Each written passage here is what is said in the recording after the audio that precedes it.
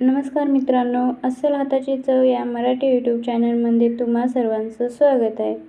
तर आजचा video special उपवासासाठी आहे.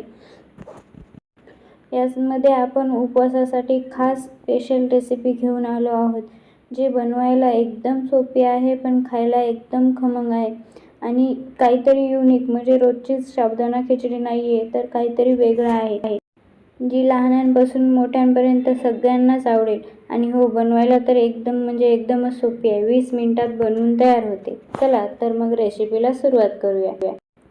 यासाठी मी 1 वाटी भगर घेतलेली आहे. ती थोडीशी आपण मंद आचेवर अशी भाजून घेणार आहोत. जास्त मोठ्या गॅसवर नाही भाजायची, मंद आचेवरच 5-7 मिनिट आपल्याला ही भगर भाजून घ्यायची आहे. या भगरीमध्येच अर्धी वाटी एवढा साबुदाणा घालायचा आहे. हाही 5 मिनिट असा चांगला भाजून घ्यायचा आहे. जास्त लालसर किंवा जास्त असा कडक आपल्याला भाजायचं नाहीये. थोडंसं 5 मिनिट हलकंसं आपल्याला असं भाजून घ्यायचं आहे. आता हे 5 मिनिट आपला हलकासा साबुदाणा व भगर भाजून झालेली आहे. आता ही आपण गॅस बंद करून घेऊ व हे साबुदाणा आणि भगर थंड व्हायला एका ताटामध्ये काढून घेऊयात. आता हे दोन्ही साबुदाणा आणि भगर चांगले थंड होऊ द्यायचे आहेत, म्हणजे मिक्सरला आपल्याला छान बारीक करता येतील.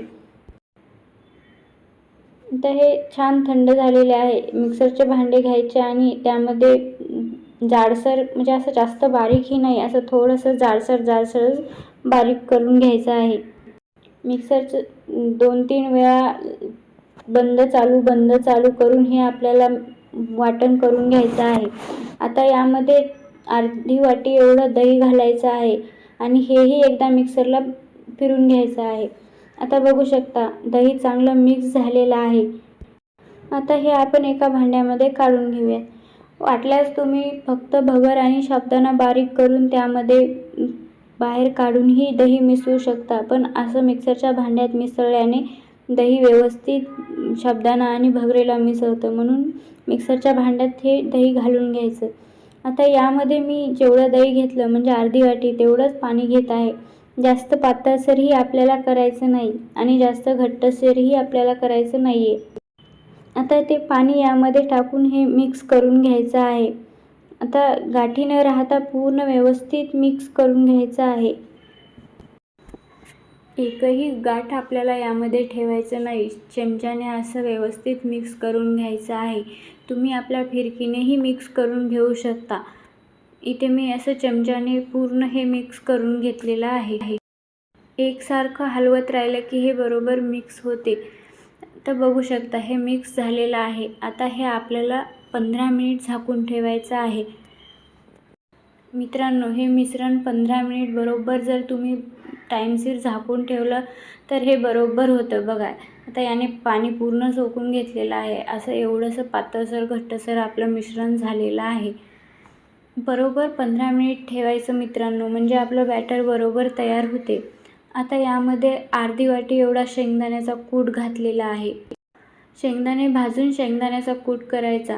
आता त्यामध्ये मी संदेव मीठ घातलेलं आहे, म्हणजे जे आपण उपवासासाठी वापरतो ते. थोडेसे मिरची बारीक करून घातलेली आहे. तुम्ही मिक्सरलाही बारीक करून घालू शकता किंवा अशी कापूनही घालू शकता. इथे मी 1 बटाटा साल काढून खिसून घेतलेला आहे.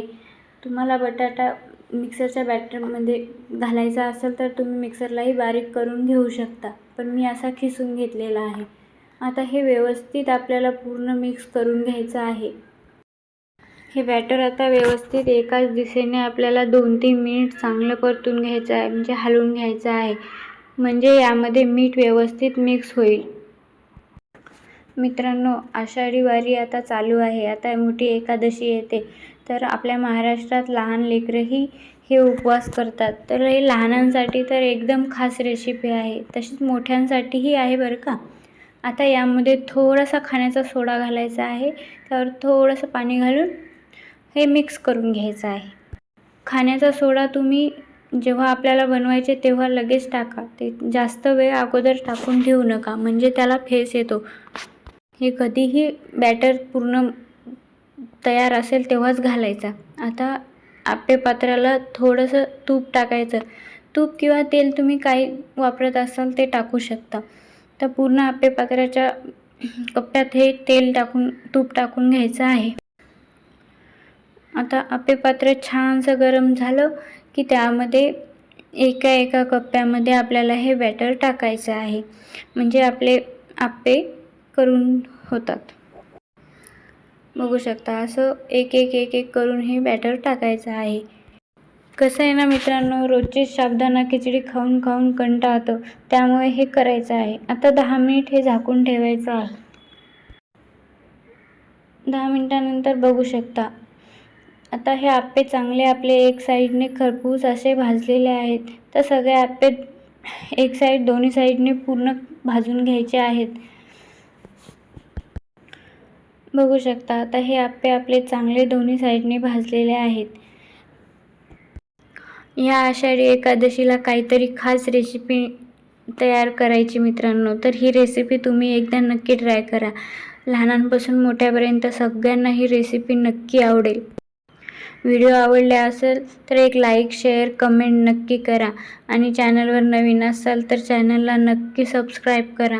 धन्यवाद.